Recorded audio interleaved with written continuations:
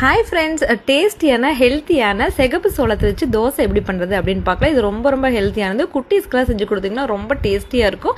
அதுக்கு 2 கப் சிகப்பு சோளம் எடுத்துக்கலாம். 2 கப் இட்லி அரிசி, 1/2 கப் பச்சரிசி, 1/2 கப் உளுந்து, 1 டீஸ்பூன் வெந்தயம். இதெல்லாம் சேர்த்து நல்லா ஓவர் நைட் ஃபுல்லாக ஊற வச்சதுக்கப்புறமா மார்னிங் இருந்துச்சு நல்லா இந்த மாதிரி பதத்தில் ஆட்டி எடுத்துக்கலாம். இது கூட கொஞ்சமாக உப்பு சேர்த்து நல்லா கலந்து வச்சிடலாம். இப்போ நம்ம எப்போ தோசை ஊற்றுற மாதிரி நல்லா மாவு நல்லா தண்ணி மாதிரி கலக்கி குட்டி குட்டியாக தோசையும் உங்களுக்கு பிடிச்ச மாதிரி ஊற்றி கொடுத்தீங்கன்னா ரொம்ப டேஸ்ட்டாக இருக்கும். இதுக்கு வந்து தக்காளி சட்னி, புதினா, இந்த மாதிரி புளிப்பு தன்மையுடைய சட்னி வச்சு சாப்பிட்டீங்க அப்படின்னா ரொம்ப டேஸ்டியாக இருக்கும். ரொம்ப ஹெல்த்தியாக இருக்கும். வாரத்தில் ஒரு டைம் கண்டிப்பாக பசங்களுக்கெல்லாம் இந்த மாதிரி செஞ்சு கொடுத்தீங்கன்னா ரொம்ப சத்தாக இருக்கும். நம்ம சிறுதானியத்தை எந்த மாதிரி செஞ்சு கொடுத்தாலும் பசங்க சாப்பிட மாட்டாங்க. இந்த மாதிரி தோசை பண்ணி கொடுத்தோம் அப்படின்னா பசங்க விரும்பி சாப்பிடுவாங்க.